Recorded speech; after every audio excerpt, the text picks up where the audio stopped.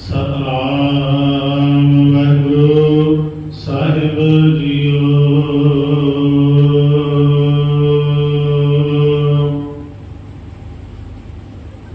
अंत ना सिरती कहण ना अंत, अंत ना करणे देण ना अंत।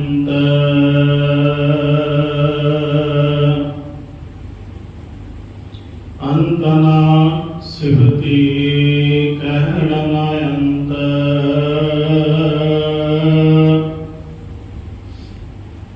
अंत ना करणे देण ना अंत। अंत ना वेखण सुनण ना अंत,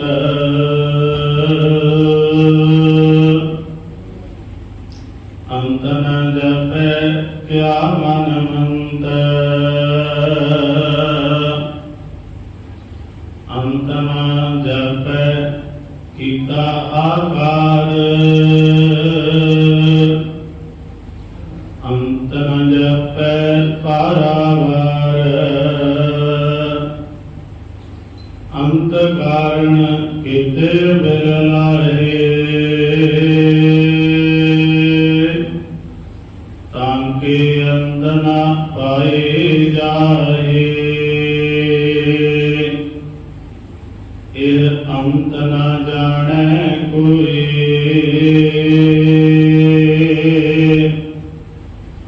बहुता कहिए बहुता होए। वड्डा साहिब ऊंचा थाओ, ऊंचे पर ऊंचा नाओ। ए वड ऊंचा जाने कोई,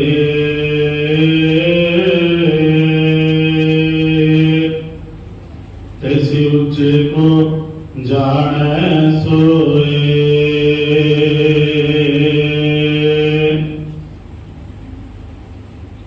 जे वड आप जाने आप आप, नानक नगरी करमी दात।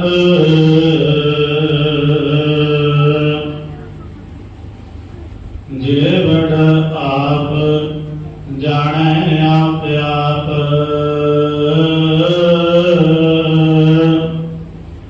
नानक नगरी करमी दात।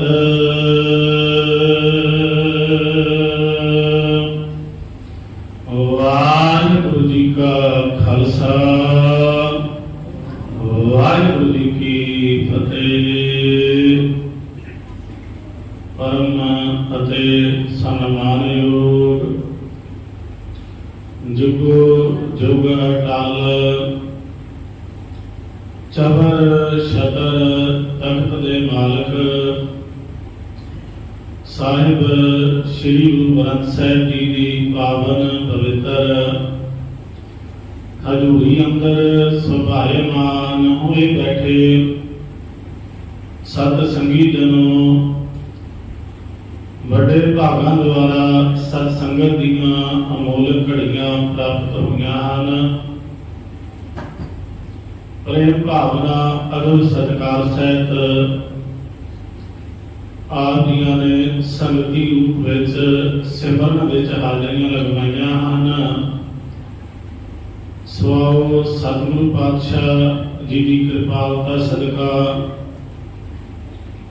जो संध्या वेड़े दे इस दीवाना दे विच लड़ीवार पवित्र गुरबाणी की विचार दा प्रकरण चल रहा है। इस प्रकरण की जो विचार है, इस वक्त जप बाणी की विचार चल रही है। धन गुरु नानक पातशाह महाराज जी के पवित्र मुखार बिंद तो उच्चारण की उस अगमी ਗੁਰਬਾਣੀ ਦੀਆਂ ਗੁਰਮਤਿ ਵਿਚਾਰਾਂ ਦਾ ਪ੍ਰਕਰਣ ਜੋ ਚੱਲ ਰਿਹਾ ਹੈ, ਹੁਣ ਤੱਕ ਆਪਾਂ 23ਵੀਂ ਪੌੜੀ ਤੱਕ ਦੀ ਵਿਚਾਰ ਸਰਵਣ ਕਰ ਚੁੱਕੇ ਹਾਂ। ਅੱਜ 24ਵੀਂ ਪੌੜੀ ਦੀ ਵਿਚਾਰ ਨੂੰ ਸਮਝਣ ਦਾ ਆਪਾਂ ਯਤਨ ਕਰਨਾ ਹੈ। ਪਿਛਲੀਆਂ ਪੌੜੀਆਂ ਦੇ ਵਿੱਚ ਜੋ ਵੀ ਪ੍ਰਕਰਣ ਅੰਮ੍ਰਿਤਾ ਤੋਂ ਚੱਲ ਰਿਹਾ ਹੈ, ਇਹ ਸਾਰੀਆਂ ਪੌੜੀਆਂ ਉਸੇ ਹੀ ਸਿਧਾਂਤਕ ਪੱਖ ਦੀ ਪਰਿਕਰਮਾ ਕਰ ਰਹੀਆਂ ਹਨ। ਅੰਮ੍ਰਿਤਾ ਵਿੱਚ ਆਪਾਂ ਇੱਕ ਵਚਨ ਧੰਨ ਗੁਰੂ ਨਾਨਕ ਪਾਤਸ਼ਾਹ ਮਹਾਰਾਜ ਜੀ ਦਾ ਲਿਆ ਸੀ। ਸਚਿਆਰ ਬਣਨ ਵਾਸਤੇ ਸਿੱਖ ਨੇ ਜਿਸ ਮੰਜ਼ਿਲ ਦੀ ਤਲਾਸ਼ ਕਰਨੀ ਹੈ, ਉਹਨਾਂ ਵਿੱਚ ਦੋ ਹੀ ਆਤਮਿਕ ਗੁਣ ਹਨ ਜਿਹੜੇ ਇਸ ਨੂੰ ਉਸ ਸੋਧਾ ਦਾ ਪਾਂਧੀ ਬਣਾ ਦਿੰਦੇ ਹਨ। ਜੇਕਰ ਹਰ ਮਨੁੱਖ ਇਹਨਾਂ ਦੋ ਆਤਮਿਕ ਗੁਣਾਂ ਨੂੰ ਧਾਰਨ ਕਰ ਲਵੇ ਤਾਂ ਉਸ ਦੇ ਦੁਆਲੇ ਦਾ ਜਿਹੜਾ ਕੂੜ ਦਾ ਪਸਾਰਾ ਹੈ ਉਹ ਟੁੱਟ ਜਾਂਦਾ ਹੈ। ਤੇ ਜੇਕਰ ਹੁਕਮ ਤੇ ਰਜ਼ਾ ਨੂੰ ਆਪਣੀ ਜ਼ਿੰਦਗੀ ਵਿੱਚ ਧਾਰਨ ਕਰ ਲਵੇ, ਫਿਰ ਇਸ ਨੂੰ ਬਹੁਤ ਅਡੰਬਰ ਕਰਨ ਦੀ ਵੀ ਲੋੜ ਨਹੀਂ ਪੈਂਦੀ। ਪਾਤਸ਼ਾਹ ਜੀ ਦੇ ਬਚਨ ਆਪਾਂ ਜਦੋਂ ਵੀ ਜਪ ਬਾਣੀ ਦੀ ਵਿਚਾਰ ਸਮਝਣ ਦਾ ਯਤਨ ਕਰਨਾ ਹੈ, ਇਹ ਜੇਨ ਵਿੱਚ ਰੱਖਣੇ ਹਨ। ਕਿਉਂ ਸਚਿਆਰਾ ਹੋਈ ਹੈ, ਕੇਵਲ ਕੂੜੈ ਟੁੱਟੈ ਪਾਲ, ਹੁਕਮ ਰਜਾਈ ਚੱਲਣਾ ਨਾਨਕ ਲਿਖਿਆ ਨਾਲ। ਇਹ ਨਾਲ ਲਿਖ ਕੇ ਦੇ ਦਿੱਤਾ ਗਿਆ ਹੈ ਕਿ ਜੇ ਸੱਚਮੁੱਚ ਇਹਨਾਂ ਵਿਕਾਰਾਂ ਦੀ ਕੰਧ ਨੂੰ ਢਾਉਣਾ ਹੈ ਤੇ ਹੁਕਮ ਤੇ ਰਜਾ ਨੂੰ ਆਪਾਂ ਜ਼ਿੰਦਗੀ ਦੇ ਵਿੱਚ ਧਾਰਨ ਕਰ ਲਈਏ। ਇਹ ਜਿਤਨੀਆਂ ਵੀ 38 ਪੌੜੀਆਂ ਹਨ, ਇਹ ਸਾਰੀਆਂ ਪੌੜੀਆਂ ਦੇ ਵਿੱਚ ਇੱਕੋ ਹੀ ਸਿਧਾਂਤ ਕੰਮ ਕਰਦਾ ਹੈ, ਹੁਕਮ ਤੇ ਰਜਾ। ਕੱਲ ਜਿਹੜੀ ਪੌੜੀ ਆਪਾਂ ਸਰਵਣ ਕੀਤੀ ਹੈ ਉਸ ਦੇ ਵਿੱਚ ਵੀ ਇਸੇ ਦਾ ਹੀ ਜ਼ਿਕਰ ਹੈ ਤੇ ਅੱਜ ਵਾਲੀ ਜਿਹੜੀ ਪੌੜੀ ਹੈ ਇਹ ਵੀ ਤਕਰੀਬਨ ਇਸੇ ਦੀ ਹੀ ਪਰਿਕਰਮਾ ਕਰਦੀ ਹੈ। ਸੋ ਆਓ ਸਤਿਗੁਰੂ ਪਾਤਸ਼ਾਹ ਮਹਾਰਾਜ ਜੀ ਦੀ ਇਸ ਪਵਿੱਤਰ ਬਾਣੀ ਦੀ ਵਿਚਾਰ ਤੋਂ ਪਹਿਲਾਂ ਇੱਕ ਵਾਰ ਰਸਨਾ ਨੂੰ ਪਵਿੱਤਰ ਕਰਦੇ ਹਾਂ ਗੁਰੂ ਬਖਸ਼ੀ ਫਤਿਹ ਦੀ ਸੰਤ ਪਾਈਏ ਜੀ। ਵਾਹਿਗੁਰੂ ਜੀ ਕਾ ਖਾਲਸਾ, ਵਾਹਿਗੁਰੂ ਜੀ ਕੀ ਫਤਿਹ। ਕੱਲ ਦੀ 23ਵੀਂ ਪੌੜੀ ਦੇ ਵਿੱਚ ਧੰਨ ਗੁਰੂ ਨਾਨਕ ਪਾਤਸ਼ਾਹ ਮਹਾਰਾਜ ਜੀ ਕਥਨ ਕਰਦੇ ਹਨ ਕਿ ਜੇਕਰ ਉਸ ਪਰਮਾਤਮਾ ਦੀ ਅਸੀਂ ਸਿਫਤੋਂ ਸਲਾਹ ਕਰਨ ਲੱਗ ਜਾਈਏ ਤਾਂ ਕਹਿਣ ਲੱਗੇ ਕੋਈ ਵੀ ਮਨੁੱਖ ਇੰਨੀ ਬੁੱਧੀ, ਇੰਨੀ ਸੁਰਤ, ਇੰਨੀ ਅਕਲ ਨਹੀਂ ਰੱਖਦਾ ਕਿ ਉਸ ਪਰਮਾਤਮਾ ਦੀ ਇਸ ਕੁਦਰਤ ਦੇ ਪਸਾਰੇ ਨੂੰ ਬਿਆਨ ਕਰ ਸਕੇ। ਸਾਲਾਹੀ ਸਾਲਾਹੇ ਏਤੀ ਸੁਲਤਾਨਾ ਪਾਈਆ, ਨਦੀਆਂ ਅਤੇ ਵਾਪਵੇਂ ਸਮੁੰਦਰਾਂ ਜਾਣੀਆਂ। ਹੁਣ ਇੱਥੇ ਜਿਹੜੀ ਸਿਫਤੋ ਸਲਾਹ ਦਾ ਜ਼ਿਕਰ ਕੀਤਾ ਹੈ ਅੱਜ ਵਾਲੀ 24ਵੀਂ ਪੌੜੀ ਦੇ ਵਿੱਚ, ਉਸ ਪਰਮਾਤਮਾ ਦੀ ਸਿਫਤ ਸਲਾਹ ਜਿਹੜੀ ਕਰਨ ਵਾਲੇ ਹਨ ਉਹ ਕਿਸ ਤਰੀਕੇ ਨਾਲ ਬਿਆਨ ਕਰਦੇ ਹਨ। ਪਾਤਸ਼ਾਹ ਜੀ ਨੇ ਉਹਨਾਂ ਦੇ ਉੱਪਰ ਵੀ ਇੱਕ ਪ੍ਰਸ਼ਨ ਚਿੰਨ੍ਹ ਲਾ ਦਿੱਤਾ ਹੈ ਕਿ ਭਾਵੇਂ ਕੋਈ ਯਤਨ ਵੀ ਕਰ ਲਵੇ ਪਰ ਫਿਰ ਵੀ ਉਸ ਪਰਮਾਤਮਾ ਦਾ ਕਿਸੇ ਨੇ ਵੀ ਅੱਜ ਤੱਕ ਅੰਤ ਨਹੀਂ ਪਾਇਆ। ਅੰਤ ਨਾ ਸਿਫਤੀ ਕਹਿਣ ਨਾ ਅੰਤ। ਉਸ ਪਰਮਾਤਮਾ ਦੀਆਂ ਸਿਫਤਾਂ ਤੋਂ ਭਾਵੇਂ ਵਡਿਆਈਆਂ ਕਰਨ ਦੇ ਨਾਲ ਤੇ ਕਹਿਣ ਤੋਂ ਭਾਵੇਂ ਆਖਣ ਦੇ ਨਾਲ ਕੋਈ ਵੀ ਉਸ ਪਰਮਾਤਮਾ ਦਾ ਅੰਤ ਨਹੀਂ ਪਾ ਸਕਦਾ। ਮਨੁੱਖੀ ਸੁਭਾਅ ਦੇ ਵਿੱਚ ਇੱਕ ਲੱਛਣ ਇਹ ਪਾਇਆ ਜਾਂਦਾ ਹੈ ਕਿ ਇਹ ਜਿਸ ਵੀ ਚੀਜ਼ ਨੂੰ ਤੱਕਦਾ ਹੈ ਮਨੁੱਖ ਦੇ ਮਨ ਵਿੱਚ ਹਮੇਸ਼ਾ ਉਸ ਦੇ ਬਾਰੇ ਇਹ ਵਿਚਾਰ ਚੱਲਦੀ ਰਹਿੰਦੀ ਹੈ ਕਿ ਕਿਸੇ ਤਰੀਕੇ ਨਾਲ ਮੈਂ ਇਸ ਦੇ ਬਾਰੇ ਦੇ ਵਿੱਚ ਪੂਰਾ ਜਿਹੜਾ ਹੈ ਗਿਆਨ ਹਾਸਲ ਕਰ ਲਵਾਂ। चाहे कोई भी साडे सामने दृष्टमान चीज होवे, कोई गड्डी होवे ते मनुख उहदे इंजन बारे जानना चाहुंदा है, वो किवें बनी है, धरती के उत्ते किवें बीज उगरदा है, किवें दरख्त बनदा है, किस तरीके नाल फसलां उगदियां हन, जीव जंतु पैदा होंदे हन। इस कुदरत के पसारे विच जिथे तक मनुख की दृष्टि जाती है, जिहड़ी भी चीज इस नूं नज़री पैंदी है, उहदे बारे इहदी इच्छा होंदी है जानण दी। धर्मां दे बारे जिहड़े दुनियावी पुरुषां ने, जिहड़े अभ्यासी पुरखां ने, अवतारवाद ने, जिहड़े धर्मां नूं जन्म दिता गया, मनुख उन्हां धर्मां बारे भी जानण की इच्छा रखदा है। फिर वो अपनी बुद्धि अपनी अकल दौड़ाता है, जे तां पढ़िया लिखिया है, वेद पढ़ता है, किसी भी धर्म नाल वो व्यक्ति संबंधित है, ते उसे धर्म दीयां धार्मिक पुस्तकां ग्रंथ आदि पढ़दी उहदे विच चेतना काम करदी है। भाव मनुखी सुभाव दे विच हमेशा यही चीज चलती रहती है कि किसी तरीके नाल मैं इस नूं जाण लवां। इसे तरह ही धर्मां नूं जानण दे ख्याल ने, इसे तरीके नाल कुदरत दीयां बनाईयां चीज़ां दे बारे जानण दे उत्साह ने ही इहनूं परमात्मा दे बारे जानण वास्ते भी प्रेरित कीता है। ते अज तक मनुख ये यतन ही करता आया है आदि तो लैके कि मैं किसी तरीके नाल वो कादर दा भी अंत पा लवां। पर सतगुरु पातशाह कथन करते हैं, एक व्यक्ति नूं जानिया जा सकता है, एक व्यक्ति दे गुणां दे बारे भी जिहड़ा है जानिया जा सकता है, पर परमात्मा एक व्यक्ति नहीं है, वो निराकार स्वरूप है। ते उस निराकार स्वरूप दे विच किन्ने कु गुण हन, किन्ना कु बेअंत है, उसके बारे नहीं जानिया जा सकता। अरदास के पहले अंग के अंदर ही सिखां की जिहड़ी ये अरदास है, जिस दी पहली जिहड़ी अरबता वाली पौड़ी है, धन गुरु कलगीधर पातशाह महाराज जी ने उहदे विच बकायदा के जिक्र भी कीता है। प्रथम भगवती सिमर कै गुरु नानक लई ध्याए। इत्थे भगवती का अर्थ है शक्ति, परमात्मा एक शक्ति है। भगवती इत्थे किसी देवी के पथाई ने उच्चारण किया, कई कोई देवी अर्थ है, भगवती का अर्थ है वो अपार शक्ति। पहला उस अपार शक्ति नूं, उस परमात्मा नूं मैं सिमरदा हां, फिर मैं गुरु नानक साहिब जी का ध्यान करदा हां। प्रथम भगवती सिमर कै गुरु नानक लई ध्याए। पहला मैं उस अकाल शक्ति नूं सिमरदा हां, जिहड़ी भगवती है, जिहड़ी शक्ति है, जिसका कोई पालावार नहीं है। धन गुरु कलगीधर पिता महाराज जाप साहिब की अरबदा दे विच ही बड़ा प्यारा वचन जिहड़ा है परमात्मा दे अंत दे बारे जिहड़ा है उच्चारण करते हैं। जदों असीं रोज पढ़ते हाँ, चकर चिन्ह अर भरन जात अर पात नहन दे, रूप रंग अर रेख भेद को कह ना सकत के। उसके बारे की आखांगे आपां, उहदे रूप दे बारे कोई की लिख सकेगा, कोई की बयान कर सकेगा। चक्कर चिन्ह कोई किन्ना को उसको बयान कर सकेगा, क्योंकि व्यक्ति नहीं है। चक्कर चिन्ह अर वर्ण जात ना ते कोई वर्ण है।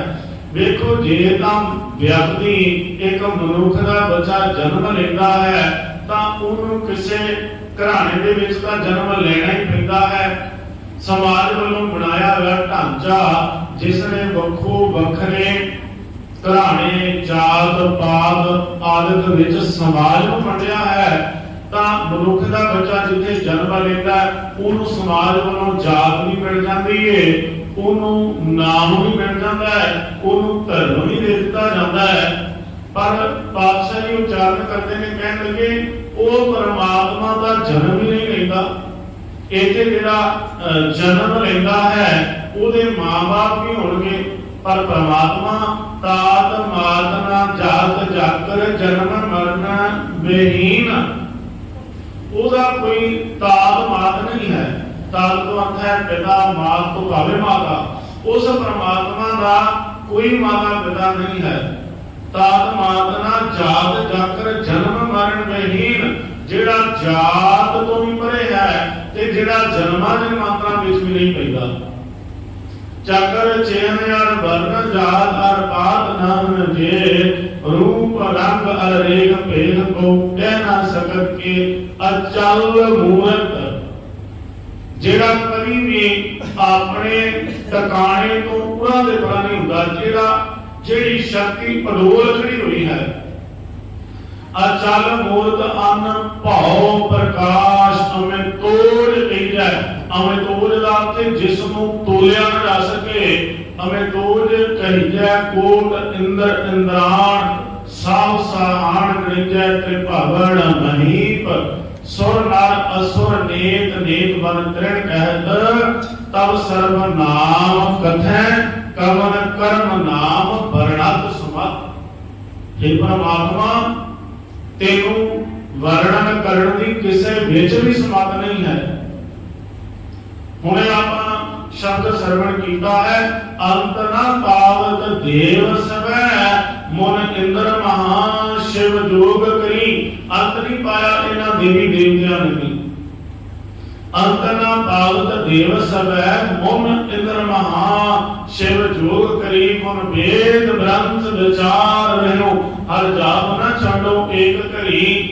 मैं तो परमात्मा तेनू ही सिमरदा हां, क्योंकि अज तक तेरा किसी ने भी अंत नहीं पाया। माज राग दे विच बड़ा प्यारा भजन धन गुरु नानक पातशाह महाराज जी ने इस दे परथाए उच्चारण कीता है। ना देव दान वान रा, ना सिद्ध साध का धरा, अस्त एक दिगर कोई एक तुई एक तुई। ना दादे देहंद आदमी, ना शब्द जेर जिमी, ना शब्द जेर जिमी। सतगुरु पातशाह कथन करते ने परमात्मा एक तू ही है, ना तो तेनू कोई देव दानव ते ना कोई देवते बयान कर सके हैं, ते ना ही कोई मनुखा का राजा, ना तो भावे मनुखा के उपर जिहड़ा बादशाह है वो भी कदे बयान नहीं कर सकिया। ना देव दानवा ना सिद्ध साध का धरा, सिद्ध समाधियां लाउण वाले साधना करन वाले भी तेनू बयान नहीं कर सके। तेरे अगे तां इक अरदास ही करनी बनती है, एक तू ही परमात्मा एक तू ही है। अन्न पाउण थिर ना कोई। सतगुरु पातशाह कृपालता करते ने, ये अन्न पानी भी एक दिन खत्म हो जाएगा, इस दा भी एक दिन अंत हो जाएगा धरती तो। अन्न पाउण इस सृष्टि में चलन वाली हवा ऑक्सीजन भी एक दिन थम जाएगी, खत्म हो जाएगी। अन्न अनाज खत्म हो जाएगा, पानी इस धरती को जल खत्म हो जाएगा, सारा कुछ मुक सकता है, पर परमात्मा एक तू कदे भी अपने अचल टकाने तो अगे पीछे नहीं हो सकता। अन्न पाउण थिर ना कोई एक तू ही। किन्ने वचन किन्ने प्रतिबिंब सतगुरु पातशाह जी ने वरते कि परमात्मा का असीं कदे भी अंत नहीं पा सकते। अंत ना सिद्धि कहन ना अंत, ਇਹਦਾ मतलब है कि अंत नहीं पा सकते, ताकि सानू उस परमात्मा दियां वडियाइयां नहीं करनियां चाहिए। सतगुरु पातशाह ने आख्या नहीं, भावें असीं अंत नहीं पा सकते पर फिर भी उस परमात्मा नूं सिमरदे रहना चाहिए है। हर सिमरत तेरी जाए मैल, पातशाह जी ने वचन किया है, हर सिमरत तेरी जाए बलियाए, दुख कल्याण वसै, दुख कल्याण मिटै हर नाए। हर सिमरत जब का भौ ना व्यापै, कह लगे परमात्मा दियां सिफतां करदियां जन्म मरण दे घेर चों बच जाईदा है, वकारां दी मैल धोती जाती है। इस करके उसका अंत ते असीं नहीं पा सकते, पर सदा ही परमात्मा नूं सिमरदे रहना चाहिए है। अंत ना सिफती का अर्थ है सलाहना वडियाइयां करनियां। अंत ना सिफती कहना अंत, कहन नाल भी कोई उसका अंत नहीं पा सकता, आखण दे नाल भी उसनूं पूरा बयान नहीं किया जा सकता। अंत ना सिफती कहन ना अंत, ਅੰਤ ਨਾ ਕਰਣੈ ਦੇਵ ਨਾ ਅੰਤ। ਕਰਣੈ ਤੋਂ ਭਾਵ ਹੈ ਉਹਦੇ ਕੀਤੇ ਹੋਏ ਕੰਮ, ਉਹਦੇ ਕੀਤੇ ਹੋਏ ਕੰਮਾਂ ਨੂੰ ਵੀ ਪੂਰਾ ਬਿਆਨ ਨਹੀਂ ਕੀਤਾ ਜਾ ਸਕਦਾ। ਉਹਦੇ ਕੀਤੇ ਕਿੰਨੇ ਕੁ ਕੰਮ ਹਨ, ਕਿੰਨੇ ਕੁ ਉਹ ਪ੍ਰਮਾਤਮਾ ਇਸ ਸਮੁੱਚੇ ਦ੍ਰਿਸ਼ਟਮਾਨ ਸੰਸਾਰ ਵਿੱਚ ਕੰਮ ਕਰੀ ਜਾ ਰਿਹਾ ਹੈ। ਕਿਤੇ ਤਾਂ ਉਹ ਜੀਵਾਂ ਨੂੰ ਖਤਮ ਕਰੀ ਜਾ ਰਿਹਾ ਹੈ, ਕਿਤੇ ਉਹ ਜੀਵਾਂ ਨੂੰ ਜਨਮ ਦੇਈ ਜਾ ਰਿਹਾ ਹੈ, ਕਿਤੇ ਸੁੱਕੇ ਥਾਵਾਂ ਤੇ ਹੜ੍ਹ ਲਿਆਈ ਜਾ ਰਿਹਾ ਹੈ, ਕਿਤੇ ਹੜ੍ਹਾਂ ਵਾਲੀਆਂ ਥਾਵਾਂ ਤੇ ਸੋਕੇ ਪਾਈ ਜਾਂਦਾ ਹੈ। ਇੱਥੇ ਤੱਕ ਮਨੁੱਖ ਦੀ ਦ੍ਰਿਸ਼ਟੀ ਕਾਫੀ ਨਹੀਂ ਕਰ ਸਕਦੀ ਕਿ ਰੱਬ ਦੇ ਕੀਤੇ ਹੋਏ ਕੰਮਾਂ ਨੂੰ ਬਿਆਨ ਕਰ ਸਕੇ। ਤੇਰੇ ਕੀਤੇ ਕੰਮ ਤੁਧੈ ਹੀ ਉਚਰੇ। हे परमात्मा, तेरे ਕੀਤੇ ਹੋਏ ਕੰਮ ਤੇਰੇ ਹੀ ਉਚਰੇ ਨੇ। ਤੂੰ ਹੀ ਜਾਣ ਸਕਦਾ ਉਹਨਾਂ ਨੂੰ ਕਿ ਤੂੰ ਕਿੰਨਾ ਕੁਝ ਸੰਸਾਰ ਵਿੱਚ ਕਰੀ ਜਾਂਦਾ ਹੈ। ਇਥੇ ਕੀੜਾ ਥਾਪ ਦੇ ਪਾਤਸ਼ਾਹੀ ਲਸ਼ਕਰ ਕਰੇ ਸਵਾ। ਕਿਤੇ ਕੀੜਿਆਂ ਵਰਗਿਆਂ ਨੂੰ ਬਾਦਸ਼ਾਹੀਆਂ ਦੇਣ ਵਾਸਤੇ ਇੱਕ ਖਿੰਨ ਅੱਖ ਦੇ ਫੁਰਨੇ ਦੀ ਵੀ ਦੇਰ ਨਹੀਂ ਲਾਉਂਦਾ। ਪਰ ਕਿਤੇ ਪ੍ਰਮਾਤਮਾ ਜਦੋਂ ਤੂੰ ਆਪਣੀ ਮੌਜ ਵਿੱਚ ਆ ਜਾਂਦਾ ਤੇ ਲਸ਼ਕਰਾਂ ਦੇ ਲਸ਼ਕਰ ਤਬਾਹ ਕਰ ਦੇਣਾ, ਤੇਰੇ ਇੱਕ ਅੱਖ ਦੇ ਫੋਰ ਵਿੱਚ ਕਿੰਨਾ ਕੁਝ ਤਬਾਹ ਕਰ ਦਿੰਦਾ ਹੈ, ਕਿੰਨਾ ਕੁਝ ਸਾਜ ਦਿੰਦਾ ਹੈ, ਇਹ ਪ੍ਰਮਾਤਮਾ ਤੂੰ ਹੀ ਜਾਣਦਾ ਹੈ। ਸਾਡੇ ਕੋਲ ਜਿਹੜੀ ਅੱਖ ਹੈ ਉਹ ਕੁਝ ਮੀਟਰ ਦੀ ਦੂਰੀ ਤੱਕ ਦੇਖ ਸਕਦੀ ਹੈ, ਜਾਂ ਹੋ ਸਕਦਾ ਹੈ 1 ਕਿਲੋਮੀਟਰ 1.5 ਕਿਲੋਮੀਟਰ ਦੀ ਦੂਰੀ ਤੱਕ ਉਹ ਦੇਖ ਸਕੇ। ਜਦੋਂ ਕੋਈ ਸਿਆਣਾ ਮਨੁੱਖ ਸਾਡੀ ਅੱਖ ਦੇ ਅੱਗੇ ਦੂਰਬੀਨ ਰੱਖ ਦਿੰਦਾ ਹੈ ਤਾਂ ਹੁਣ ਅੱਖ ਤਾਂ ਉਹੀ ਹੈ, ਪਰ ਦੂਰਬੀਨ ਦੇ ਰਾਹੀਂ ਉਸ ਨੂੰ ਉਹ ਵੀ ਕੁਝ ਨਜ਼ਰ ਪੈ ਜਾਂਦਾ ਹੈ ਜਿਹੜਾ ਉਹਦੀ ਨੰਗੀ ਅੱਖ ਨਹੀਂ ਵੇਖ ਸਕਦੀ। ਹੁਣ ਦੂਰਬੀਨ ਦੇ ਨਾਲ ਅੱਖ ਕਿੱਥੋਂ ਤੱਕ ਵੇਖ ਸਕਦੀ ਹੈ? ਉਹ ਆਖਦਾ ਹੈ ਸਜਣਾ ਵੇਖ, ਤੇਰੀ ਤਾਂ ਨਜ਼ਰ ਇੱਥੇ ਤੱਕ ਹੀ ਕੰਮ ਕਰਨੀ ਹੈ, ਪਰ ਆ ਜਿਹੜੇ ਦੂਰਬੀਨ ਦੇ ਸ਼ੀਸ਼ੇ ਨੇ ਨਾ, ਇਹ ਤੇਰੀ ਨਜ਼ਰ ਨੂੰ ਹੋਰ ਅੱਗੇ ਲੈ ਜਾਂਦੇ ਨੇ। ਇਹਨਾਂ ਸ਼ੀਸ਼ਿਆਂ ਦੇ ਵਿੱਚੋਂ ਨਜ਼ਰ ਲੰਘ ਕੇ ਉੱਥੇ ਤੱਕ ਪਹੁੰਚ ਸਕਦੀ ਜਿੱਥੇ ਤੱਕ ਨੰਗੀ ਅੱਖ ਨਾਲ ਨਹੀਂ ਵੇਖਿਆ ਜਾ ਸਕਦਾ। ਜੇ ਇੱਕ ਦੂਰਬੀਨ ਦੇ ਨਾਲ ਕੁਝ ਦੂਰੀ ਤੱਕ ਵੇਖਿਆ ਜਾ ਸਕਦਾ ਹੈ ਤੇ ਜਿਹਨੂੰ ਪਾਤਸ਼ਾਹ ਸੁਰਤ ਦੀ, ਜਿਸ ਨੂੰ ਅਕਲ ਦੀ ਨਜ਼ਰ ਦੇ ਦਿੰਦਾ ਹੈ, ਉਹ ਕਿੰਨਾ ਕੁਝ ਜਾਣ ਲੈਂਦਾ ਹੈ। ਇਸ ਕਰਕੇ ਪਾਤਸ਼ਾਹ ਕਥਨ ਕਰਦੇ ਹਨ, हे परमात्मा, ਤੇਰੇ ਕੀਤੇ ਹੋਏ ਕੰਮ ਜਿਹੜੇ ਤੂੰ ਕਾਰਨ ਕਰਦਾ ਹੈ, ਜਿਹੜਾ ਕੁਝ ਸੰਸਾਰ ਵਿੱਚ ਤੇਰਾ ਵਾਪਰਦਾ ਹੈ, ਉਸ ਨੂੰ ਵੀ ਬਿਆਨ ਨਹੀਂ ਕੀਤਾ ਜਾ ਸਕਦਾ। ਅੰਤ ਨਾ ਕਰਣੈ ਦੇਵ ਨਾ ਅੰਤ।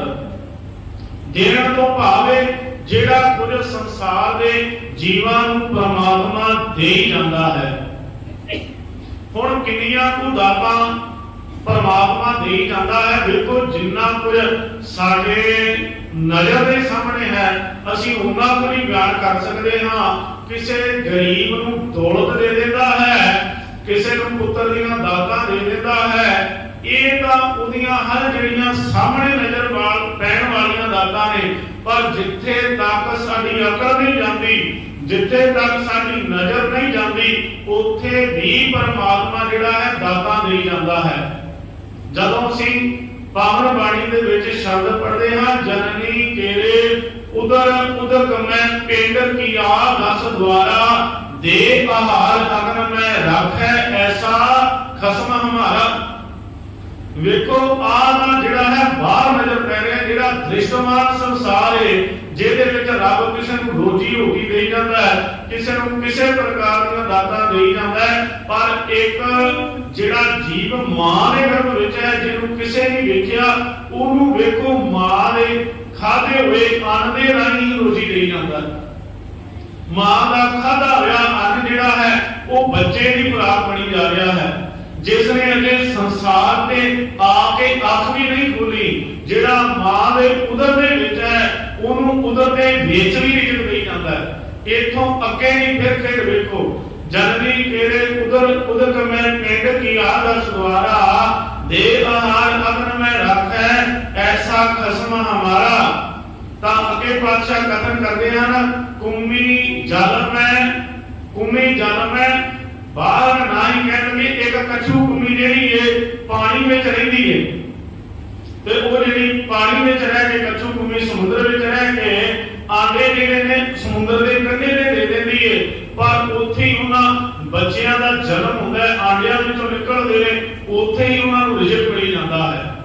ਫਿਰ ਬਾਦਸ਼ਾਹ ਕਥਨ ਕਰਦੇ ਹਨ, ਕਹਿੰਦੇ ਪਾਖਣ ਕੀਟ ਗੁਪਤ ਹੋਏ ਰਹਿਤਾ ਤਾਚੋ ਮਾਰਗ ਨਹੀਂ, ਇੱਕ ਪੱਥਰ ਸਾਰੇ ਪਾਸਿਓਂ ਬੰਦ ਪਿਆ ਹੈ, ਉਹਦੇ ਵਿੱਚ ਕੋਈ ਰਸਤਾ ਨਹੀਂ ਕਿ ਕਿਸੇ ਰਸਤੇ ਦੇ ਰਾਹੀਂ ਪਾਣੀ ਦੀ ਬੂੰਦ ਵੀ ਪਾਈ ਜਾ ਸਕੇ, ਅਨਾਜ ਪਾਇਆ ਜਾ ਸਕੇ। ਉਹ ਪੱਥਰ ਕਈ ਵਾਰ ਬੰਦ ਹੁੰਦਾ ਹੈ ਤੇ ਜਦੋਂ ਕੋਈ ਪੱਥਰ ਨੂੰ ਤੋੜਦਾ ਹੈ ਤਾਂ ਉਹਦੇ ਵਿੱਚੋਂ ਇੱਕ ਕੀੜਾ ਨਿਕਲਦਾ ਹੈ।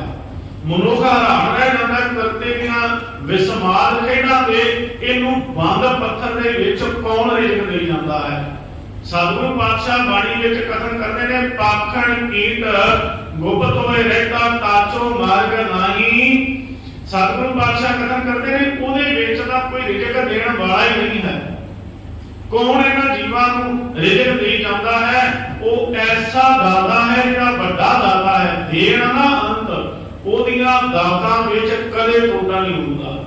ਇਸੇ ਲਈ ਆਪਾਂ ਜਪ ਬਾਣੀ ਦੇ ਵਿੱਚ ਹੀ ਪੌੜੀ ਦੇ ਵਿੱਚ ਬਚਨ ਪੜ੍ਹਦੇ ਹਾਂ, ਦਿੰਦਾ ਦੇ ਲੈਂਦੇ ਥੱਕ ਪਾਹੇ, ਜੁਗਾਂ ਜੁਗੰਤਰ ਖਾਹੀ ਖਾਹੇ।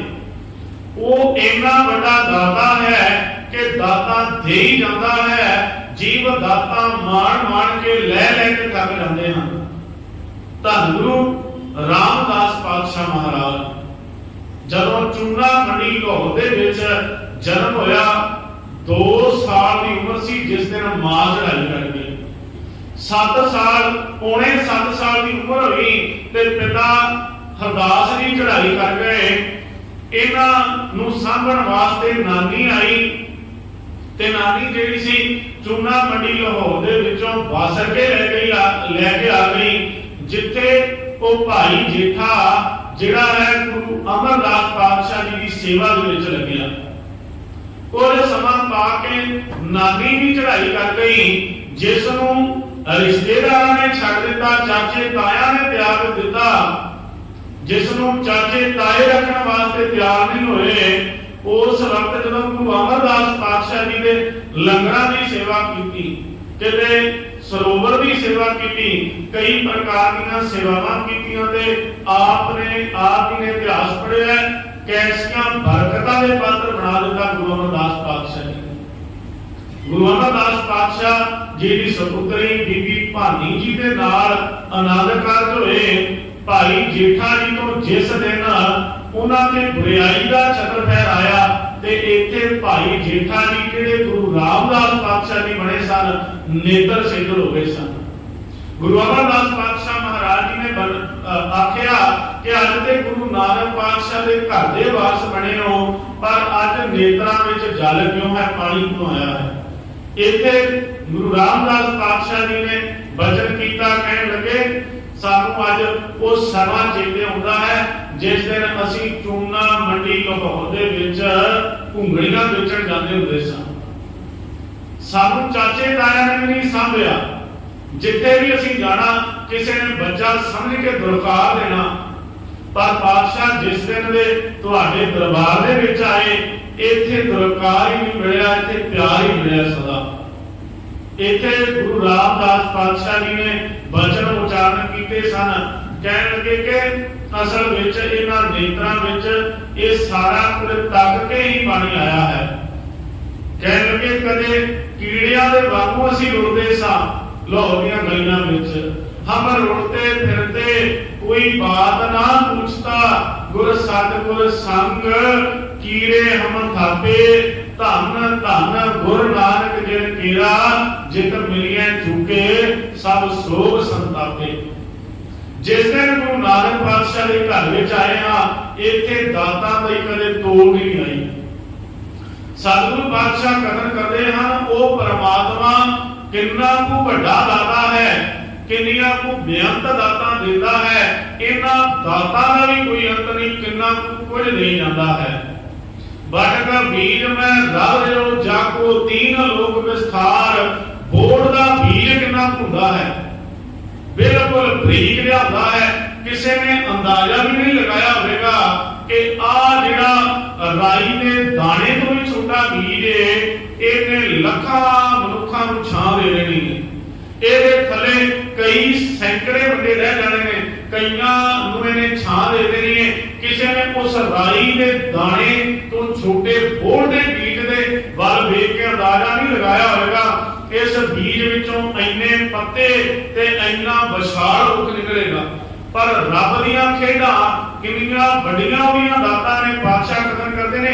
ਇੱਕ ਬੋੜ ਦਾ ਬੀਜ ਜਦੋਂ ਧਰਤੀ ਤੇ ਉੱਗਦਾ ਉਹਦੇ ਵਿੱਚੋਂ ਪੌਦਾ ਨਿਕਲ ਕੇ ਤੇ ਐਸਾ ਵੱਡਾ ਦਰਖਤ ਬਣ ਜਾਂਦਾ ਜਿਹੜਾ ਕਦੇ ਮਨੁੱਖ ਦੇ ਜੱਫੇ ਵਿੱਚ ਵੀ ਨਹੀਂ ਹੁੰਦਾ। ਬਾਟਕ ਬੀਜ ਮੈਂ ਰੱਬ ਰਿਓ ਜਾਕੋ 3 ਲੋਕ ਵਿਸਤਾਰ। ਇਸੇ ਤਰ੍ਹਾਂ ਪਰਮਾਤਮਾ ਜਿਹੜਾ ਹੈ ਉਸ ਬੋੜ ਦੇ ਵਾਂਗੂ ਹੈ ਜਿਸ ਦਾ ਇਹਨਾਂ ਤਿੰਨਾਂ ਲੋਕਾਂ ਵਿੱਚ ਵਿਸਥਾਰ ਹੈ। ਸਤਿਗੁਰੂ ਪਾਤਸ਼ਾਹ ਕਥਨ ਕਰਦੇ ਹਨ ਅੰਤ ਨਾ ਕਰਨੇ ਧੀਰ ਨਾ ਅੰਤ। ਉਹਦੇ ਕੀਤੇ ਹੋਏ ਕੰਮਾਂ ਦਾ ਕੋਈ ਅੰਤ ਨਹੀਂ। ਉਹ ਕਿੰਨੀਆਂ ਨੂੰ ਦਾਤਾ ਦੇਈ ਜਾ ਰਿਹਾ ਹੈ, ਉਹਨਾਂ ਦਾ ਵੀ ਕੋਈ ਅੰਤ ਨਹੀਂ ਪਾ ਸਕਦਾ। ਅੰਤ ਨਾ ਕਰਨੇ ਧੀਰ ਨਾ ਅੰਤ। ਅੰਤ ਨਾ ਵੇਖਣ ਸੁਣਨ ਨਾ ਅੰਤ। ਇੱਥੇ ਨਾਣਾ ਜਿਹੜਾ ਹੈ 2 ਵਾਰੀ ਆਇਆ ਹੈ ਸੁਣਨ। ਧੰਨ ਗੁਰੂ ਨਾਨਕ ਪਾਤਸ਼ਾਹ ਜੀ ਨੇ ਜਪ ਬਾਣੀ ਵਿੱਚ ਨਾਣੇ ਅੱਖਰ ਦੀ ਬਹੁਤ ਜ਼ਿਆਦਾ ਵਰਤੋਂ ਕੀਤੀ ਹੈ। ਅੰਤ ਨਾ ਵੇਖਣ, ਕਿੰਨਾ ਕੁਝ ਜਿਹੜਾ ਵਿਖਾਈ ਦੇ ਰਿਹਾ ਹੈ ਉਹਦਾ ਵੀ ਕੋਈ ਅੰਤ ਨਹੀਂ ਪਾਇਆ ਜਾ ਰਿਹਾ।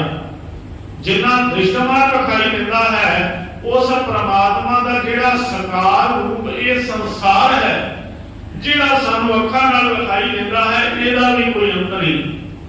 ਇਹਦੇ ਵਿੱਚ ਕਿੰਨੇ ਜੀਵ ਹਨ, ਕਿੰਨੇ ਜੀਵ ਜੰਤੂ ਹਨ, ਵਨਸਪਤੀ ਹੈ, ਕਿੰਨੀਆਂ ਧਰਤੀਆਂ ਹਨ। ਵੇਖੋ ਜਿੱਥੇ ਤੱਕ ਮਨੁੱਖ ਦੀ ਪਹੁੰਚ ਹੋ ਸਕੀ ਹੈ ਉਹਨੇ ਉੱਥੇ ਤੱਕ ਆਪਣੀ ਬੁੱਧੀ ਨੂੰ ਦੌੜਾਇਆ ਹੈ। ਇਸ ਧਰਤੀ ਦੇ ਖਿੱਤੇ ਦੇ ਵਿੱਚ ਉਸਨੇ ਸਫ਼ਰ ਕੀਤਾ ਜਿਹੜਾ ਮਨੁੱਖ ਕਦੇ ਹੋਰ ਧਰਤੀ ਤੇ ਨਹੀਂ ਸੀ ਜਾ ਸਕਦਾ। ਉਹਨੇ ਹੋਰਾਂ ਧਰਤੀਆਂ ਤੱਕ ਵੀ ਆਪਣੀ ਪਹੁੰਚ ਸ਼ੁਰੂ ਕੀਤੀ ਹੈ। ਪਰ ਇਹ ਬ੍ਰਹਿਮੰਡ ਦਾ ਪਸਾਰਾ ਕਿੰਨਾ ਕੁ ਹੈ ਇਹ ਵਿਖਾਈ ਦੇਣ ਵਾਲਾ ਜਿਹੜਾ ਪਸਾਰਾ ਹੈ ਇਹਦਾ ਵੀ ਮਨੁੱਖ ਕਦੀ ਅੰਦਰ ਨਹੀਂ ਪਾ ਸਕੇਗਾ। ਹੁਣ ਆਪਾਂ ਇਸ ਵਿਚਾਰ ਨੂੰ ਜੇ ਪਿਛਲੀ ਪੌੜੀ ਦੇ ਵਿੱਚ ਲੈ ਜਾਈਏ ਤੇ ਉੱਥੇ ਜਾ ਕੇ ਇਹ ਗੱਲ ਸਪਸ਼ਟ ਹੋ ਜਾਣੀ ਹੈ। ਜਦੋਂ ਧੰਨ ਗੁਰੂ ਨਾਨਕ ਪਾਤਸ਼ਾਹ ਜੀ ਨੇ ਪੀਰ ਦਸਤਗੀਰ ਨੂੰ ਗਿਆਨ ਕਰਵਾਇਆ, ਸਤਿਗੁਰੂ ਪਾਤਸ਼ਾਹ ਜੀ ਨੇ ਕਥਨ ਕੀਤਾ ਪਾਤਾਲਾ ਪਾਤਾਲ ਲਖ ਆਗਾਸਾਂ ਆਗਾਸ। ਇਹ ਸਾਰੇ ਦ੍ਰਿਸ਼ਟਮਾਨ ਦੀ ਵਿਆਖਿਆ ਹੈ ਕਿ ਇਸ ਬ੍ਰਹਿਮੰਡ ਵਿੱਚ ਲੱਖਾਂ ਹੀ ਪਾਤਾਲ ਹਨ, ਲੱਖਾਂ ਹੀ ਆਕਾਸ਼ ਹਨ। ਲੱਖਾਂ ਤੋਂ ਭਾਵ ਹੈ ਅਲੱਖ ਜਿਨ੍ਹਾਂ ਦੀ ਕੋਈ ਗਿਣਤੀ ਨਹੀਂ ਹੈ, ਜਿਹੜੇ ਕਿਸੇ ਗਿਣਤੀ ਵਿੱਚ ਨਹੀਂ ਆਉਂਦੇ, ਜਿਹੜਾ ਕਿਸੇ ਵੀ ਹਿੰਦਸਿਆਂ ਵਿੱਚ ਨਹੀਂ ਆਉਂਦਾ। ਅੰਤ ਨਾ ਵੇਖਣ ਸੁਣਨਾ ਅੰਤ। ਤੇ ਸੁਣਨ ਵਾਲਾ ਜਿਹੜਾ ਸੰਸਾਰ ਵਿੱਚ ਜਿਹੜੀਆਂ ਬੋਲੀਆਂ ਮੌਜੂਦ ਨੇ, ਜਿਹੜੀਆਂ ਭਾਸ਼ਾਵਾਂ ਮੌਜੂਦ ਨੇ, ਜਿਹੜੀਆਂ ਆਵਾਜ਼ਾਂ ਮੌਜੂਦ ਨੇ, ਇਹਨਾਂ ਆਵਾਜ਼ਾਂ ਦਾ ਇਹਨਾਂ ਸ਼ਬਦਾਂ ਦਾ ਵੀ ਕੋਈ ਅੰਤ ਨਹੀਂ ਹੈ। ਕਿੰਨਾ ਕੁਝ ਮਨੁੱਖ ਨੂੰ ਸੁਣਾਈ ਦੇ ਰਿਹਾ ਹੈ, ਸਾਰਾ ਕੁਝ ਜਿੰਨਾ ਵਿਖਾਈ ਦੇ ਰਿਹਾ ਉਨੀਆਂ ਹੀ ਆਵਾਜ਼ਾਂ ਉਨੀਆਂ ਹੀ ਬੋਲੀਆਂ ਸੁਣਾਈ ਦੇ ਜਿਹੜੀਆਂ ਨੇ ਦੇ ਰਹੀਆਂ। ਮਨੁੱਖ ਜਿਹੜਾ ਹੈ ਕਿੰਨੀਆਂ ਕੁ ਆਵਾਜ਼ਾਂ ਸੁਣ ਸਕਦਾ ਹੈ। ਵੇਖੋ ਇਸ ਕਾਦਰ ਦੀ ਕੁਦਰਤ ਦੇ ਵਿੱਚ ਜਿੰਨੇ ਵੀ ਜੀਵ ਹਨ ਹਰ ਇੱਕ ਦੀ ਆਪੋ ਆਪਣੀ ਬੋਲੀ ਹੈ। ਜੇਕਰ ਮਨੁੱਖ ਆਪਣੇ ਸਰੀਰ ਵਾਲੀ ਝਾਤੀ ਮਾਰੇ, ਵੇਖੋ ਅੱਜ ਜਦੋਂ ਜਿਹੜਾ ਹੈ ਸਾਇੰਸਦਾਨਾਂ ਨੇ ਇਸ ਗੱਲ ਦਾ ਪਤਾ ਲਾ ਲਿਆ ਹੈ ਕਿ ਹਰ ਇੱਕ ਮਨੁੱਖ ਦਾ ਚਿਹਰਾ ਦੂਜੇ ਨਾਲ ਮੇਲ ਹੀ ਨਹੀਂ ਖਾਂਦਾ। ਹਰ ਇੱਕ ਮਨੁੱਖ ਦੇ ਗੁੰਠੇ ਦੇ ਫਿੰਗਰ ਪ੍ਰਿੰਟ ਨੇ ਦੂਜੇ ਨਾਲ ਮੇਲ ਹੀ ਨਹੀਂ ਖਾਂਦੇ। ਉਹ ਅੱਜ ਵੀ ਭਾਵੇਂ ਸਿਗਨੇਚਰ ਪੜਿਆ ਲਿਖਿਆ ਸਮਾਜ ਹੋ ਗਿਆ ਪਰ ਅੱਜ ਵੀ ਜਿਹੜਾ ਹੈ ਅੰਗੂਠਾ ਜਿਹੜਾ ਫਿੰਗਰ ਪ੍ਰਿੰਟ ਦੇ ਤੌਰ ਤੇ ਵਰਤਿਆ ਜਾਂਦਾ ਹੈ, ਕਿਉਂਕਿ ਮਨੁੱਖ ਨੇ ਇਸ ਗੱਲ ਦਾ ਅੰਦਾਜ਼ਾ ਲਗਾ ਲਿਆ ਹੈ ਕਿ ਹਰ ਮਨੁੱਖ ਦੇ ਜਿਹੜੇ ਹੱਥ ਹਨ ਇਹਨਾਂ ਦੀਆਂ ਜਿਹੜੀਆਂ ਰੇਖਾਵਾਂ ਨੇ ਇਹ ਵੀ ਇੱਕ ਦੂਜੇ ਨਾਲ ਮੇਲ ਨਹੀਂ ਖਾਂਦੀਆਂ। ਸਤਿਗੁਰੂ ਪਾਤਸ਼ਾਹ ਜੀ ਪਾਵਨ ਬਾਣੀ ਅੰਦਰ ਬਚਨ ਕਰਦੇ ਹਨ ਮੇਰੇ ਪ੍ਰਭ ਸੱਚ ਹੈ ਇੱਕ ਖੇਲ ਰਚਾਇਆ ਕੋਈ ਨਾ ਕਿਸ ਨੇ ਜਿਹਾ ਪਾਇਆ। ਉਸ ਰੱਬ ਨੇ ਜਿਹੜਾ ਆਪ ਕੁਦਰਤ ਦਾ ਖੇਡ ਬਣਾਇਆ, ਜਿਹੜਾ ਨਿਯਮ ਬਣਾਇਆ ਹੈ, ਇਹਦੇ ਵਿੱਚ ਇੱਕ ਮਨੁੱਖ ਦੂਜੇ ਨਾਲ ਮੇਲ ਹੀ ਨਹੀਂ ਖਾਂਦਾ। देखो दोवें भरा ने, एक पिता के घर दो पुत्रां का जन्म हो जाता है, एक का ब्लड ग्रुप जिहड़ा है ओ पॉजिटिव है ते दूजे का ब्लड ग्रुप जिहड़ा है बी पॉजिटिव है तां दोवें एक पिता की संतान एक माता के दुध तो जन्म लेते हैं, पर एक दूजी नाल जिहड़ा है खून मेल नहीं खाता, ब्लड ग्रुप मैच नहीं करता। कई बार सतगुरु पातशाह जिन्हें उस कादर दियां खेडां दे बारे लिखा है, उस परमात्मा दा जिन्ना भी विखाई देने वाला संसार है, सुनाई देने वाला है, इसका भी कोई अंत नहीं है। एक दरख्त का पत्ता ही लै लो तुसीं, एक दरख्त का पत्ता तोड़ लो, दूजे पत्तियां दे नाल मैच करना शुरू कर दिओ, एक पत्ता दूजे नाल मैच नहीं करता।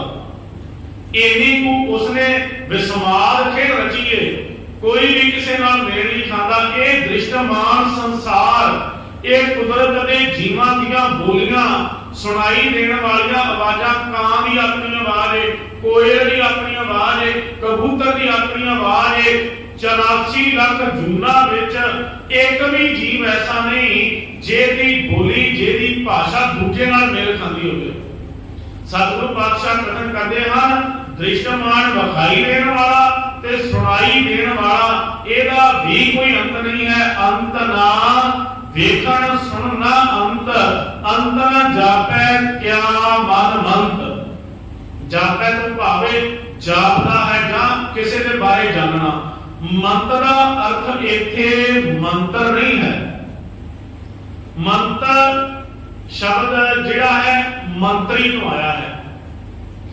मंत्री शब्द भावें अज दे वास्ते असीं लीडरां दे वास्ते वरत देते हां, पर मंत्री शब्द दे कोश विच अर्थ ने सलाहकार, जिहड़ा सलाह देने वाला होवे, ते ये मंत्री शब्द मंत्र तो आया है, जिसनूं पढ़ के मनुख नूं कोई सलाह मिल सके, काम करन दा कोई नुकता आ सके। ये मंत्र शब्द तो मंत्री बनिया। मंत्र इस करके किसी वक्त समाज नूं दिते गए सन धर्मां वल्लों कि मनुख सियाणा हो सके। मंत्र तां दिते गए सन धर्मी लोकां दे वल्लों कि मंत्र नूं पढ़ के बंदा अपने ਕੰਮਾਂ ਦੇ ਵਿੱਚ ਪਹਿਲਾਂ ਨਾਲੋਂ ਵੱਧ ਸਿਆਣਪ ਨਾਲ ਕੰਮ ਕਰੇ। ਪਰ ਮਨੁੱਖ ਨੇ ਕੀ ਕੀਤਾ, ਇਹਨਾਂ ਮੰਤਰਾਂ ਦਾ ਜਾਪ ਹੀ ਕਰਨਾ ਸ਼ੁਰੂ ਕਰ ਦਿੱਤਾ, ਉਹਨੇ ਰੱਟੇ ਲਾਉਣੇ ਸ਼ੁਰੂ ਕਰ ਦਿੱਤੇ। ਜਿਵੇਂ ਆਪਾਂ ਕੋਈ ਕਿਸੇ ਡਾਕਟਰ ਦੀ ਦੁਕਾਨ ਤੇ ਜਾਂਦਾ ਹੈ, ਅਸੀਂ ਡਾਕਟਰ ਦੀ ਦੁਕਾਨ ਤੇ ਗਏ, ਉਹਨੇ ਸਾਡੇ ਕੋਲੋਂ 300 ਰੁਪਇਆ ਜਿਹੜੀ ਫੀਸ ਲੈ ਲਈ ਤੇ ਉਹਨੇ ਕਾਗਜ਼ ਦੀ ਹਿੱਕ ਤੇ 3 ਅੱਖਰ ਵਾਹ ਦਿੱਤੇ। ਹੁਣ ਕੋਈ ਮਨੁੱਖ ਘਰ ਦੇ ਵਿੱਚੋਂ ਕਾਗਜ਼ ਲੈ ਕੇ ਆ ਜਾਵੇ, ਉਹ 3 ਅੱਖਰ ਪੜ੍ਹੀ ਜਾਵੇ, ਵਾਰ-ਵਾਰ ਪੜ੍ਹੀ ਜਾਵੇ, ਯਾਦ ਕਰੀ ਜਾਵੇ, ਤੇ 7ਵੇਂ 8ਵੇਂ ਦਿਨ ਡਾਕਟਰ ਦੇ ਕੋਲ ਜਾਵੇ ਤੇ ਉਹਨੂੰ ਲਾਂਭਾ ਦੇਵੇ, ਆਖੇ ਮੈਂ ਤਾਂ ਠੀਕ ਨਹੀਂ ਹੋਇਆ, ਆ ਜਿਹੜੇ ਅੱਖਰ ਤੂੰ ਲਿਖੇ ਸਨ ਤੇ ਇਹਨਾਂ ਨਾਲ ਤੇ ਮੈਂ ਠੀਕ ਨਹੀਂ ਹੋਇਆ, ਇਹਨਾਂ ਨੂੰ ਮੈਂ ਜਪਦਾ ਰਿਹਾ। ਉਹ ਆਖੇਗਾ ਕਮਲਿਆ, ਆ ਅੱਖਰ ਜਿਹੜੇ ਨੇ ਨਾ ਕਾਗਜ਼ ਨੂੰ ਲੈ ਜਾ ਦਵਾਈਆਂ ਦੀ ਦੁਕਾਨ ਤੇ, ਉਥੋਂ ਲੈ ਦਵਾਈ ਤੇ ਦਵਾਈ ਖਾਣੀ ਸੀ, ਤੂੰ ਤਾਂ ਠੀਕ ਹੋਣਾ ਸੀ। ਇਸੇ ਤਰ੍ਹਾਂ ਕਿਸੇ ਵਕਤ ਦੁਨਿਆਵੀ ਪੁਰਖਾਂ ਨੇ ਮੰਤਰ ਦਿੱਤੇ ਕਿ ਬੰਦਾ ਇਹਨਾਂ ਮੰਤਰਾਂ ਨੂੰ ਪੜ੍ਹ ਕੇ ਆਪਣੀ ਜ਼ਿੰਦਗੀ ਦੇ ਵਿੱਚ ਜਿਹੜਾ ਹੈ ਆਪਣੀ ਜ਼ਿੰਦਗੀ ਵਿੱਚ ਪਹਿਲਾਂ ਨਾਲੋਂ ਵੱਧ ਚੰਗੇ ਕੰਮ ਕਰ ਸਕੇ, ਵਕਾਰਾਂ ਦਾ ਤਿਆਗੀ ਬਣ ਸਕੇ, ਉੱਚੇ ਆਤਮਿਕ ਗੁਣ ਧਾਰਨ ਕਰ ਸਕੇ। ਗੁਰਬਾਣੀ ਵੀ ਇਸੇ ਤਰੀਕੇ ਨਾਲ ਹੀ ਹੈ। ਗੁਰਬਾਣੀ ਦੇ ਵਿੱਚ ਜਿਹੜਾ ਹੈ ਵਕਾਰਾਂ ਤੋਂ ਕਿਵੇਂ ਬਣਨਾ ਹੈ, ਸਚਿਆਰ ਕਿਵੇਂ ਬਣਨਾ ਹੈ, ਭਰਾ ਦੇ ਨਾਲ ਕਿਵੇਂ ਆਪਣਾ ਰਿਸ਼ਤਾ ਰੱਖਣਾ ਹੈ, ਮਾਂ ਪਿਓ ਦੇ ਨਾਲ ਕਿਵੇਂ ਰਹਿਣਾ ਹੈ, ਸੰਸਾਰ ਵਿੱਚ ਕਿਵੇਂ ਵਰਤਣਾ ਹੈ, ਕੰਮਾਂ ਦੇ ਵਿੱਚ ਰੱਬ ਨੂੰ ਕਿਵੇਂ ਯਾਦ ਕਰਨਾ ਹੈ, ਸਾਰਾ ਕੁਝ ਹੀ ਦੱਸਿਆ ਹੋਇਆ ਹੈ। ਪਰ ਜਦੋਂ ਇਸ ਗੁਰਬਾਣੀ ਨੂੰ ਜਿਹੜਾ ਹੈ ਉਸੇ ਤਰੀਕੇ ਨਾਲ ਹੀ ਵਰਤਿਆ ਗਿਆ, ਜਿਵੇਂ ਕਿਸੇ ਵਕਤ ਵੇਦ ਮੰਤਰਾਂ ਨੂੰ ਵਰਤਿਆ ਗਿਆ ਸੀ, ਉਸੇ ਤਰੀਕੇ ਨਾਲ ਗੁਰਬਾਣੀ ਦੇ ਭਾਵੇਂ ਕਿ ਗੁਰਬਾਣੀ ਦਾ ਪਾਠ ਕਰਨਾ ਕੋਈ ਮਾੜਾ ਨਹੀਂ, ਗੁਰਬਾਣੀ ਦਾ ਜਾਪ ਕਰਨਾ ਕੋਈ ਮਾੜਾ ਨਹੀਂ, ਪਰ ਅਸਲ ਵਿੱਚ ਬਹੁਤਾਤ ਵਿੱਚ ਲੋਕਾਂ ਨੇ ਗੁਰਬਾਣੀ ਨੂੰ ਇਸੇ ਕਰਕੇ ਵਰਤਿਆ ਕਿ ਵਾਰ-ਵਾਰ ਇਸ ਨੂੰ ਰੱਟੇ ਲਾਏ। ਵੇਖੋ ਰੱਟੇ ਲਾਉਣ ਵਾਲਾ ਮਨੁੱਖ ਵੀ ਜਿਹੜਾ ਨਾ, ਜਿਨ੍ਹਾਂ ਨੂੰ ਗੁਰੂ ਗ੍ਰੰਥ ਸਾਹਿਬ ਮੱਧ ਤੋਂ ਅੱਗੇ ਤੱਕ ਵੀ ਯਾਦ ਹੋ ਗਿਆ, ਪਰ ਉਹਨਾਂ ਦੇ ਕੰਮਾਂ ਵਿੱਚ ਫਰਕ ਨਹੀਂ ਪਿਆ। ਸਾਨੂੰ ਗੁਰਬਾਣੀ ਕੰਠ ਕਿੰਨੀ ਹੋਵੇਗੀ, ਸਾਡੇ ਵਿੱਚੋਂ ਬਤਾਤ ਵਿੱਚ ਐਸੇ ਬੈਠੇ ਨੇ ਜਿਨ੍ਹਾਂ ਨੂੰ ਗੁਰਬਾਣੀ ਕਹਿੰਦੇ, ਕਿਸੇ ਨੂੰ ਜਪਜੀ ਸਾਹਿਬ ਕਹਿੰਦੇ, ਕਿਸੇ ਨੂੰ ਸੁਖਮਨੀ ਸਾਹਿਬ ਕਹਿੰਦੇ, ਪਰ ਸਾਡੇ ਕੀ ਕੰਮਾਂ ਵਿੱਚ ਫਰਕ ਪੈ ਗਿਆ ਕਦੇ? ਸਤਿਗੁਰੂ ਪਾਤਸ਼ਾਹ ਮਹਾਰਾਜ ਜੀ ਨੇ ਇਸ ਕਰਕੇ ਸੰਸਾਰ ਨੂੰ ਇਹ ਧਾਰਮਿਕ ਮੰਤਰ ਦਿੱਤੇ, ਗੁਰਬਾਣੀ ਦੇ ਸ਼ਬਦ ਦਿੱਤੇ ਕਿ ਮਨੁੱਖ, ਪਿੱਛੇ ਅਸੀਂ ਪੜ੍ਹ ਕੇ ਵੀ ਆ ਗਏ ਹਾਂ, ਅੱਖਰੀ ਨਾਮ, ਅੱਖਰੀ ਸਲਾਹ, ਅੱਖਰੀ ਗਿਆਨ ਗੀਤ ਗੁਣ ਗਾ, ਅੱਖਰੀ ਲਿਖਣ ਬੋਲਣ ਬਾਣ, ਅੱਖਰਾਂ ਸਿਰ ਸੰਜੋਗ ਖਾਨ, ਜਿਹਨੇ ਇਹ ਲਿਖੇ ਤਿਸ ਸਿਰ ਨਾਏ। ਜਿਨ੍ਹਾਂ ਨੇ, ਜਿਸ ਪਰਮਾਤਮਾ ਤੋਂ ਇਹ ਅੱਖਰ ਆਏ, ਅੱਖਰ ਉਹਦੇ ਸਿਰ ਭਾਰ ਨਹੀਂ ਬਣੇ। ਇਹਨਾਂ ਅੱਖਰਾਂ ਨਾਲ ਗਿਆਨ ਇਕੱਠਾ ਕੀਤਾ ਮਨੁੱਖ ਨੇ, ਅੱਖਰਾਂ ਦੇ ਨਾਲ ਸਲਾਹ ਹੋਈ, ਵਿਚਾਰ ਵਟਾਂਦਰੇ ਹੋਏ, ਅੱਖਰਾਂ ਦੇ ਨਾਲ ਹੀ ਅੱਖਰੀ ਸਿਰ ਸੰਜੋਗ ਖਾਨ, ਅੱਖਰਾਂ ਨਾਲ ਮਨੁੱਖ ਦਾ ਸੰਯੋਗ, ਇੱਕ ਦੂਜੀ ਨਾਲ ਮਿਲਾਪ ਤੇ ਰਿਸ਼ਤਾ ਬਣਿਆ। ਮੰਤ, ਅੰਤ ਨਾ ਜਾਪੈ ਕਿਆ ਮਨ ਮੰਤ। ਇੱਥੇ ਮੰਤ ਸ਼ਬਦ ਉਸੇ ਮੰਤਰ ਤੋਂ ਆਇਆ, ਸਲਾਹਕਾਰ, ਸਲਾਹ ਦੇਣ ਵਾਲਾ। ਪਰਮਾਤਮਾ ਦੇ ਮਨ ਵਿੱਚ ਕਿਹੜੀ ਸਲਾਹ ਚੱਲ ਰਹੀ ਹੈ, ਉਹਨੇ ਸੰਸਾਰ ਵਿੱਚ ਕੀ ਕੁਝ ਕਰਨਾ ਹੈ, ਉਹਦੀ ਸਲਾਹ ਵੀ ਅੱਜ ਤੱਕ ਕੋਈ ਨਹੀਂ ਸਮਝ ਸਕਿਆ। ਅੰਤ ਨਾ ਜਾਪੈ ਕਿਆ ਮਨ ਮੰਤ, ਕੋਈ ਨਹੀਂ ਅੰਦਾਜ਼ਾ ਲਗਾ ਸਕਿਆ ਕਿ ਰੱਬ ਦੇ ਮਨ ਵਿੱਚ ਕੀ ਮੰਤਰ, ਕੀ ਸਲਾਹ ਚੱਲ ਰਹੀ ਹੈ। ਹੁਣ ਵੇਖੋ, ਸੰਸਾਰ ਦੇ ਵਿੱਚ ਜਿਹੜਾ ਆ ਵਾਤਾਵਰਣ, ਮੌਸਮ ਚੇਂਜ ਹੁੰਦਾ ਹੁੰਦਾ ਨਾ, ਇਹਦੇ ਵੀ ਅੱਜ ਸਾਇੰਸਦਾਨਾਂ ਨੇ ਅੰਦਾਜ਼ੇ ਲਗਾ ਲਏ ਨੇ। ਸਾਡੇ ਮੋਬਾਈਲ ਤੇ ਮੀਂਹ ਪੈਣਾ ਹੋਵੇ, ਹਨੇਰੀ ਆਉਣੀ ਹੋਵੇ, ਤੂਫਾਨ ਹੋਣਾ ਹੋਵੇ, ਉਹਦੇ ਉੱਤੇ ਪਹਿਲਾ ਮੈਸੇਜ ਆ ਜਾਂਦਾ ਹੈ ਭਈ ਅੱਜ 4 ਵਜੇ ਜਾਂ 5 ਵਜੇ ਜਿਹੜਾ ਹੈ ਮੀਂਹ ਆ ਜਾਣਾ ਹੈ। ਪਰ ਕਈ ਵਾਰ ਉਹ ਜਿਹੜਾ ਅਨੁਮਾਨ ਦਿੱਤਾ ਹੁੰਦਾ ਨਾ, ਉਹ ਧਰਿਆ ਧਰਾਇਆ ਰਹਿ ਜਾਂਦਾ ਹੈ ਕਿ ਉਧਰ ਧੁੱਪ ਚੜ ਜਾਂਦੀ ਹੈ ਜਾਂ ਹਨੇਰੀ ਆ ਜਾਂਦੀ ਤੇ ਮੀਂਹ ਪੈਂਦਾ ਹੀ ਨਹੀਂ। ਇਹ ਤੇ ਹੁਣ ਦੁਬਾਰਾ ਫਿਰ ਉਹ ਮੈਸੇਜ ਭੇਜਦੇ ਨੇ ਭਈ ਇੰਨੇ ਵੇਲੇ ਮੀਂਹ ਪੈਣਾ ਸੀ ਤੇ ਹੁਣ ਮੌਸਮ ਸਾਫ਼ ਹੋ ਗਿਆ। ਭਾਵ ਸਾਇੰਸਦਾਨਾਂ ਨੇ, ਜੋਤਸ਼ੀਆਂ ਨੇ ਅੰਦਾਜ਼ੇ ਲਗਾ ਕੇ ਥੱਕ ਗਏ, ਪਰ ਉਸ ਰੱਬ ਦੇ ਦਿਮਾਗ ਵਿੱਚ, ਉਹਦੀਆਂ ਵਿਚਾਰਾਂ ਵਿੱਚ ਕੀ ਕੁਝ ਚੱਲ ਰਿਹਾ ਜਾਂ ਕੀ ਕੁਝ ਉਹ ਕਰਨਾ ਚਾਹੁੰਦਾ ਹੈ, ਇਹ ਅੱਜ ਤੱਕ ਕੋਈ ਪੂਰਾ ਨਹੀਂ ਜਾਣ ਸਕਿਆ। ਸਤਿਗੁਰੂ ਪਾਤਸ਼ਾਹ ਕਥਨ ਕਰਦੇ ਹਨ, ਅੰਤ ਨ ਜਾਪੈ ਕਿਆ ਮਨ ਮੰਤ, ਅੰਤ ਨ ਜਾਪੈ ਕੀਤਾ ਆਕਾਰ। ਕੋਈ ਨਹੀਂ ਇਹ ਜਾਪੈ ਤੋਂ ਭਾਵੇਂ ਜਾਣ ਸਕਦਾ ਕਿ ਕਿੰਨਾ ਕੁ ਉਹਦਾ ਆਕਾਰ ਹੈ, ਕਿੰਨਾ ਕੁ ਉਹ ਵੱਡਾ ਹੈ, ਕਿੰਨਾ ਕੁ ਅਸਗਾ ਹੈ। ਵੇਖੋ, ਆਕਾਰ ਤਾਂ ਉਸ ਦਾ ਹੋਵੇਗਾ ਜਿਸ ਨੂੰ ਕਿਸੇ ਨੇ ਬਣਾਇਆ ਹੋਵੇਗਾ, ਕਿਸੇ ਮਨੁੱਖ ਨੇ, ਮਨੁੱਖ ਦੀ ਕਿਰਤ ਵਿੱਚੋਂ ਜਨਮ ਹੋਇਆ ਹੋਵੇਗਾ, ਕਿਸੇ ਕਲਾਕਾਰ ਨੇ ਕਲਾਕ੍ਰਿਤੀ ਸਾਜੀ ਏ, ਉਹਦੀ ਬਣਤਰ ਬਾਰੇ, ਉਹਦੇ ਲੰਬਾਈ ਚੌੜਾਈ ਕਾਰੀਗਰ ਜਿਹੜਾ ਮਾਪ ਕੇ ਦੱਸ ਦਿੰਦਾ ਹੈ। ਪਰ ਜਿਸ ਨੂੰ ਕਿਸੇ ਨੇ ਥਾਪਿਆ ਹੀ ਨਹੀਂ, ਉਸ ਦਾ ਕੋਈ ਕੀ ਆਕਾਰ ਨਾਮ ਲਵੇਗਾ। ਸਤਿਗੁਰੂ ਪਾਤਸ਼ਾਹ ਜੀ ਦੇ ਆਪਾਂ ਪਾਵਨ ਬਚਨ ਇਸ ਜਪ ਬਾਣੀ ਵਿੱਚੋਂ ਹੀ ਪੜ੍ਹ ਕੇ ਆ ਰਹੇ ਹਾਂ, ਥਾਪਿਆ ਨਾ ਜਾਏ, ਕੀਤਾ ਨਾ ਹੋਏ, ਆਪੇ ਆਪ ਨਿਰੰਜਨ ਸੋਏ। ਜਿਹੜਾ ਆਪਣੇ ਆਪ ਤੋਂ ਬਣਿਆ ਹੈ, ਉਹਦਾ ਆਕਾਰ ਵੀ ਕੋਈ ਨਹੀਂ ਮਾਪ ਸਕਦਾ, ਕੋਈ ਨਹੀਂ ਉਸਦੇ ਆਕਾਰ ਬਾਰੇ ਜਾਣ ਸਕਦਾ। ਅੰਤ ਨ ਜਾਪੈ ਕੀਤਾ ਆਕਾਰ, ਅੰਤ ਨ ਜਾਪੈ ਪਾਰਾਵਾਰ। ਧਰਤੀ ਦਾ ਵੀ ਪਾਰਾਵਾਰ ਪਾ ਲਿਆ ਮਨੁੱਖ ਨੇ। ਧਰਤੀ ਦਾ ਜਿਹੜਾ ਸਿਰਾ ਹੈ, ਕਿੱਥੇ ਜਾ ਕੇ ਖਤਮ ਹੁੰਦਾ, ਕਿੱਥੇ ਮੁੱਕਦਾ ਹੈ, ਇਹ ਸਾਰੇ ਕੁਝ ਦਾ ਜਿਹੜਾ ਹੈ ਮਾਪ ਕੇ ਮੀਟਰਾਂ ਦੇ ਰਾਹੀਂ ਜਿਹੜਾ ਹੈ ਅਨੁਮਾਨ ਲਾ ਲਿਆ ਹੈ। ਪਰ ਉਸ ਪਰਮਾਤਮਾ ਦੇ ਨਾਲ ਇੱਕ ਸ਼ਬਦ ਗੁਰਬਾਣੀ ਦੇ ਵਿੱਚ ਬਹੁਤ ਹੁੰਦਾ ਹੈ, ਅਪਾਰ। ਅਪਾਰ ਦਾ ਅਰਥ ਜਿਹੜਾ ਪਾਰਾਵਾਰ ਤੋਂ ਰਹਿਤ ਹੈ, ਜਿਹੜਾ ਕਿਸੇ ਵੀ ਔਰਾਤ ਦੇ ਪਾਰ ਵਿੱਚ ਨਹੀਂ ਆਉਂਦਾ। ਜਿਸ ਦਾ ਮੁੱਢ ਹੋਵੇਗਾ ਉਹਦਾ ਅੰਤ ਵੀ ਹੋਵੇਗਾ, ਜਿਸ ਦਾ ਮੱਧ ਹੋਵੇਗਾ ਉਸ ਦਾ ਵੀ ਅੰਤ ਹੋਵੇਗਾ। ਪਰ ਪਰਮਾਤਮਾ ਦਾ ਨਾ ਤਾਂ ਆਦ ਹੈ, ਨਾ ਮੱਧ ਹੈ, ਨਾ ਅੰਤ ਹੈ। ਸਤਿਗੁਰੂ ਪਾਤਸ਼ਾਹ ਕਿਰਪਾਲਤਾ ਕਰਦੇ ਨੇ, ਉਹ ਪਰਮਾਤਮਾ ਆਦ ਵਿੱਚ ਵੀ ਸੱਚ ਹੈ, ਇਹ ਦੁਨੀਆ ਦੇ ਆਦ ਵਿੱਚ ਸੱਚ ਹੈ। ਜਦੋਂ ਦੁਨੀਆ ਦਾ ਮੁੱਢ ਵਜਾ ਹੈ, ਸਤਿਗੁਰੂ ਪਾਤਸ਼ਾਹ ਕਥਨ ਕਰਦੇ ਹਨ, ਆਦ ਅੰਤ ਅਰ ਮੱਧ ਪਰਮੇਸ਼ਰ ਰੱਖਿਆ। ਇਸ ਦੁਨੀਆ ਦੇ ਸ੍ਰਿਸ਼ਟ ਵਿੱਚ ਉਹ ਸੱਚ ਹੈ, ਇਸ ਸ੍ਰਿਸ਼ਟੀ ਦੇ ਆਦ ਵਿੱਚ। ਪਰ ਪਰਮਾਤਮਾ ਦਾ ਕੋਈ ਆਦ ਨਹੀਂ ਹੈ। ਜਿਸ ਦਾ ਆਦ ਹੋਵੇਗਾ, ਜਿਸ ਦਾ ਮੁੱਢ ਹੋਵੇਗਾ, ਇੱਕ ਦਿਨ ਉਸ ਦਾ ਅੰਤ ਜ਼ਰੂਰ ਹੋਵੇਗਾ। ਪਰ ਪਰਮਾਤਮਾ ਦਾ ਕੋਈ ਆਦ ਨਹੀਂ ਹੈ, ਉਸ ਦਾ ਕੋਈ ਮੁੱਢ ਨਹੀਂ ਹੈ। ਸਤਿਗੁਰੂ ਪਾਤਸ਼ਾਹ ਕਥਨ ਕਰਦੇ ਹਨ, ਅੰਤ ਨ ਜਾਪੈ ਪਾਰਾਵਾਰ। ਉਹਦਾ ਕਿੰਨਾ ਕੁ ਪਾਰਾਵਾਰ ਹੈ, इस दा भी किसी को अंदाजा नहीं। अंत कारण केते बिल लाहे, बिल लाहे तो भावे बिलकदे रह गए। अंत पाण वास्ते कि रब दा अंत असीं पा लईए, उसका मापदंड जिहड़ा है उसनूं किसी गिणती मिणती विच लै लईए, इहदे वास्ते कई बिलक के मर गए ने। सतगुरु पातशाह जी का हुण असीं पावन वचन पढ़ के आए हाँ। ना देव दानवा नरा ना सिद्ध साधका धरा, अस्त एक निगर तुई, एक तुई एक तुई। ना दादे दे हंद आदमी ना सत जेर जिमी, अस्त एक निगर तुई, एक तुई एक तुई। आ जिहड़े देव दानव देवते सन, राक्षस सन, ये ਜਿਹੜੀਆਂ रूहां सन, ये सारे रब ਨੂੰ ਮਾਪਣ ਵਾਸਤੇ, ਉਹਨੂੰ ਖੋਜਣ ਦੇ ਵਾਸਤੇ ਆਪਣਾ ਜਿਹੜਾ ਹੈ ਜ਼ੋਰ ਲਗਾ ਲਗਾ ਕੇ ਥੱਕ ਗਏ। ਸਤਿਗੁਰੂ ਪਾਤਸ਼ਾਹ ਕਥਨ ਕਰਦੇ ਹਨ, ਕਰ ਕਰ ਥਕੇ ਵੱਡੇ ਵਡੇਰੇ, ਕਹਿੰਦੇ ਨਹੀਂ ਨਾ ਕੀਏ ਕਾਜ ਮਾਇਆ ਪੂਰੇ। ਅਜੇ ਤਾਂ ਉਸ ਦੀ ਬਣਾਈ ਹੋਈ ਮਾਇਆ ਦੀ ਖੇਡ ਦਾ ਹੀ ਕੋਈ ਅੰਦਰ ਹੀ ਪਾ ਸਕਿਆ।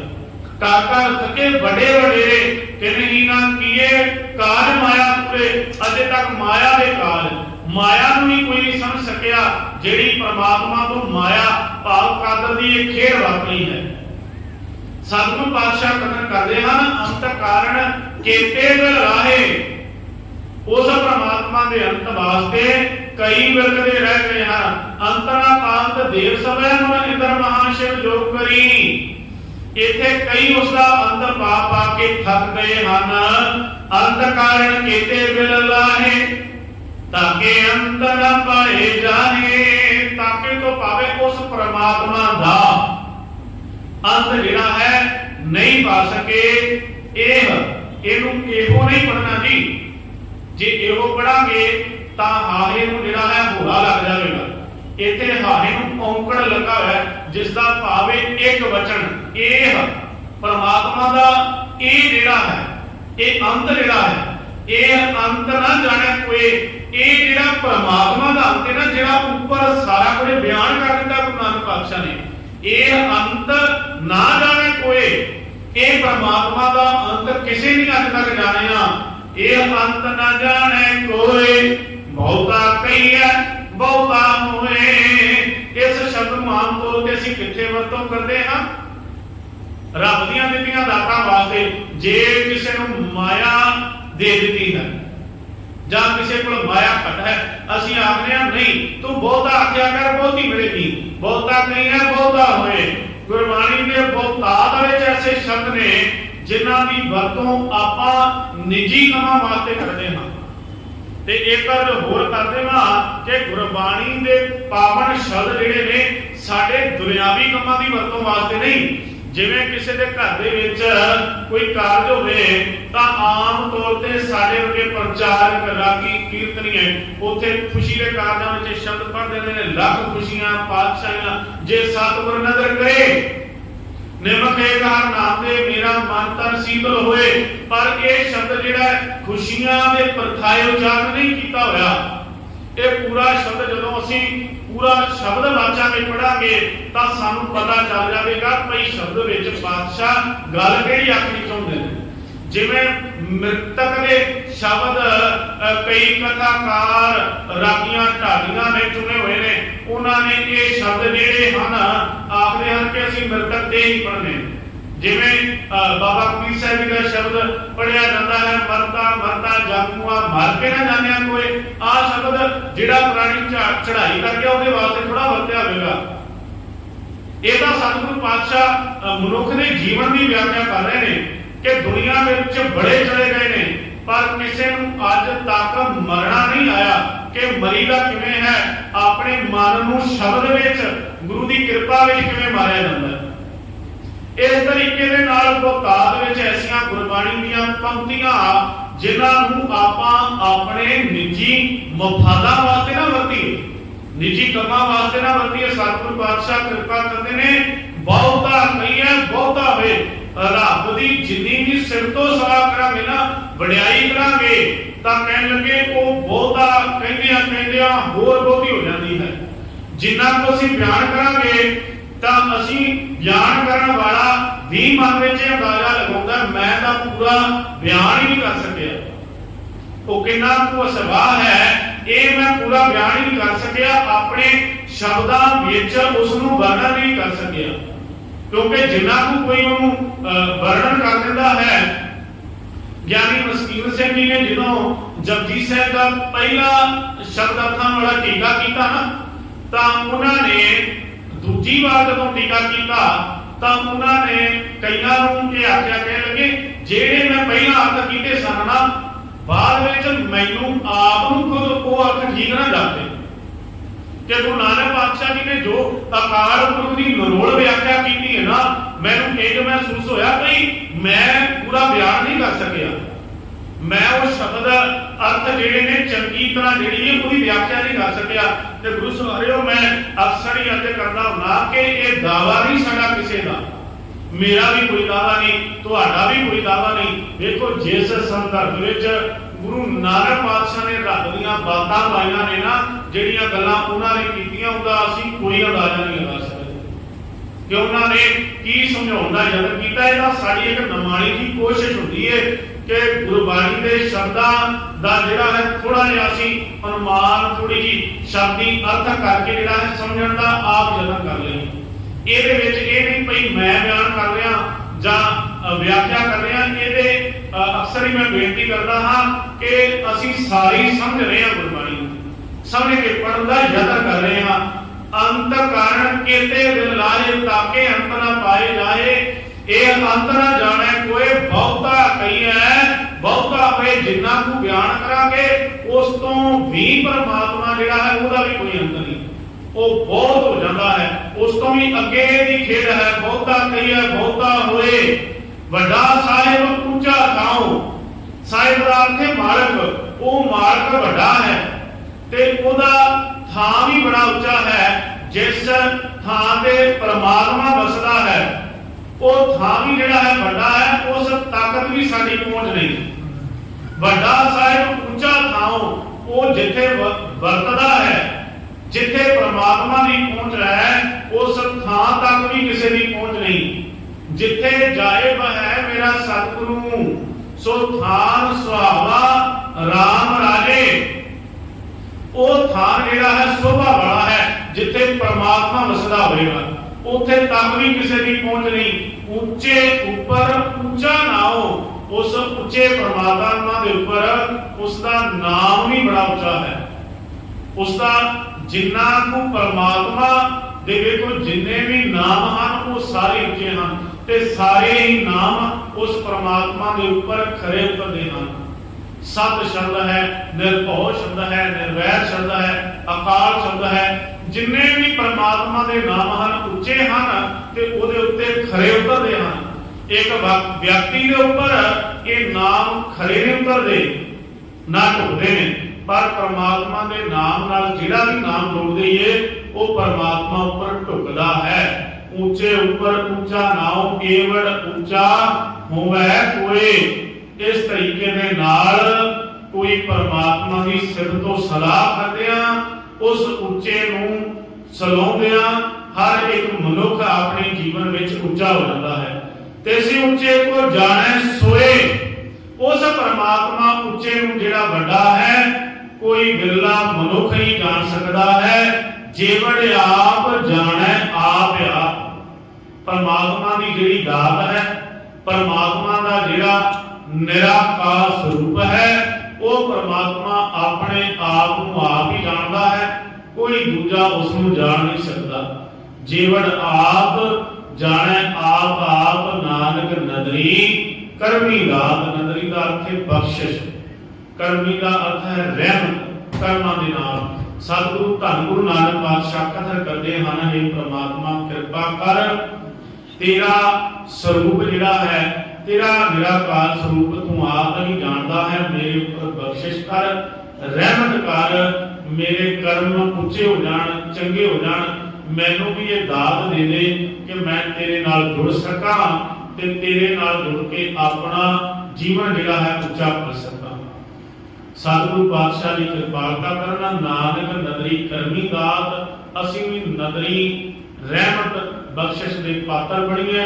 ਧੰਨ ਗੁਰੂ ਨਾਨਕ ਪਾਤਸ਼ਾਹ ਮਹਾਰਾਜ ਜੀ ਦੀਆਂ ਇਹਨਾਂ ਪੌੜੀਆਂ ਦੇ ਵਿੱਚ ਜਿਹੜੇ ਵੀ ਸਾਨੂੰ ਆਤਮਿਕ ਗੁਣ ਪਾਤਸ਼ਾਹ ਜੀ ਨੇ ਪ੍ਰਦਾਨ ਕੀਤੇ ਹਨ, ਇਹਨਾਂ ਨੂੰ ਆਪਣਾ ਹਿਰਦੇ ਵਿੱਚ ਵਸਾ ਕੇ ਲੈ ਚਲੀਏ। ਸਤਿਗੁਰੂ ਪਾਤਸ਼ਾਹ ਮਹਾਰਾਜ ਜੀ ਕਿਰਪਾਲਤਾ ਕਰਨ, ਆਪਾਂ ਵੀ ਸਿਮਰਨ ਦੇ ਦੁਆਰਾ, ਗੁਰ ਮੰਤਰ ਦੇ ਦੁਆਰਾ, ਸਿਮਰਨ ਦੇ ਦੁਆਰਾ ਜੁੜ ਕੇ ਪ੍ਰਮਾਤਮਾ ਦੀ ਸਿਫਤੋ ਸਲਾਹ ਦੇ ਪਾਤਰ ਬਣੀਏ। ਸੋ ਸਤਿਗੁਰੂ ਕਿਰਪਾਲਤਾ ਕਰਨੇ, ਲੋਕ ਸੁਖੀਏ ਲੋਕ ਸੁਹੇਲੇ, ਨਾਨਕ ਹਰਿ ਪ੍ਰਭ ਆਪੈ ਮਿਲੇ ਹੋਈਆਂ ਬਿਆਨ, ਭੁੱਲਾਂ ਗਲਤੀਆਂ ਦੀ ਖਿਮਾ ਜੀ। ਵਾਹਿਗੁਰੂ ਜੀ ਕਾ ਖਾਲਸਾ, ਵਾਹਿਗੁਰੂ ਜੀ ਕੀ ਫਤਿਹ।